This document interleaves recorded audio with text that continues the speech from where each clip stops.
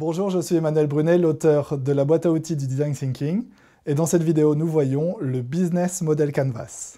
Le Business Model Canvas arrive en toute fin de votre projet développé en Design Thinking, c'est-à-dire en phase d'implémentation.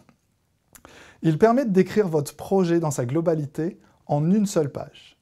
Il permet aussi de présenter votre idée, votre concept, votre innovation, que ce soit en interne ou pour vos collaborateurs. Et puis, il permet surtout d'officialiser l'implémentation réelle de votre projet et son niveau de maturité. Un Business Canvas se compose de 9 cases qui vont décrire de manière succincte votre projet. La première case s'appelle les partenaires clés. C'est ici que vous inscrirez vos fournisseurs, vos investisseurs, les partenaires sans qui votre projet ne pourrait pas être développé. La deuxième case, ce sont vos activités clés. Vous allez énumérer les métiers que vous devez mettre en place pour que votre activité fonctionne correctement. La troisième case, c'est le cœur de votre projet, c'est la proposition de valeur. Vous allez expliquer le problème que vous allez résoudre ou aider à résoudre. Et vous allez expliquer quels sont les besoins de vos clients. La quatrième case représente toutes les relations avec votre clientèle. C'est ici que vous allez lister toutes les interactions proposées aux clients, comme le satisfait ou remboursé, la hotline 24 heures sur 24 par exemple. Dans la case canaux de distribution, vous allez insérer tous les canaux qui vous permettent de vendre votre projet, que ce soit via le site internet, via par exemple une hotline de vente, dans des boutiques physiques, via des affiliés, via des franchisés. Ça peut être aussi de la vente à domicile par exemple. Dans la case suivante, vous listerez vos clients cibles. Là, on n'est pas en train de parler des personas que vous avez vus dans un outil précédent, on est en train de mettre leur âge, leur catégorie socio-professionnelle, leur passion, leur sexe par exemple.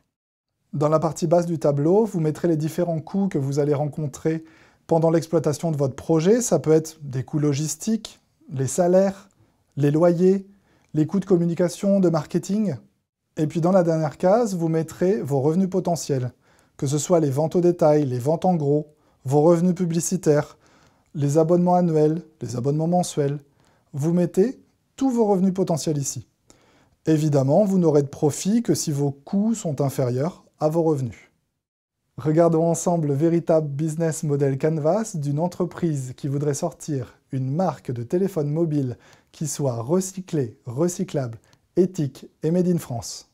Et pour cela, nous allons commencer par le centre du Business Model Canvas, la proposition de valeur. C'est votre offre.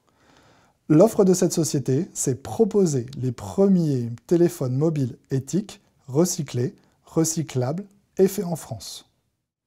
Ensuite, sur la gauche, on va insérer nos partenaires clés, et ce sont les sociétés d'approvisionnement, les sociétés d'assemblage des téléphones, et puis aussi les sociétés de recyclage.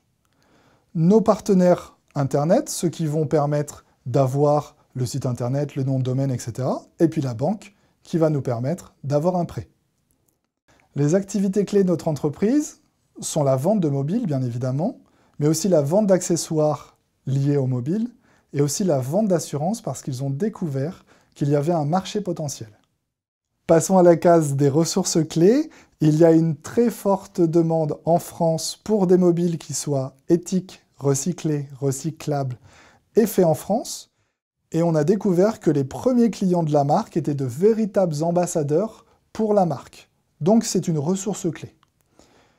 Passons à la case relations avec la clientèle, avec un site internet, une présence sur des réseaux sociaux, et puis une centrale téléphonique où on peut avoir des renseignements et où on peut passer commande.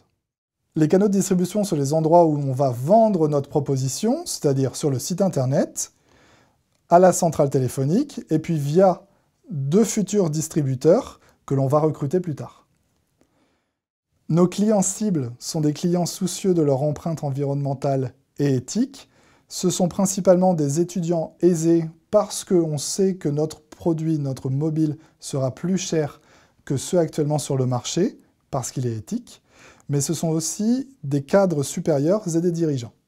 Dans la case coûts, on va lister la totalité de nos coûts, c'est-à-dire les coûts de production, les coûts de publicité sur Internet, sur les réseaux sociaux, toutes les campagnes que l'on va faire en direction des influenceurs sur Instagram notamment, et puis les coûts liés à la centrale téléphonique, au salaire et aux locaux.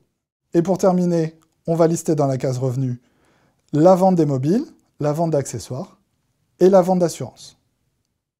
Le business model Canvas est primordial pour votre projet, ne passez pas à côté. Retrouvez cet outil et 66 autres dans mon livre, La boîte à outils du design thinking aux éditions Duno. À bientôt!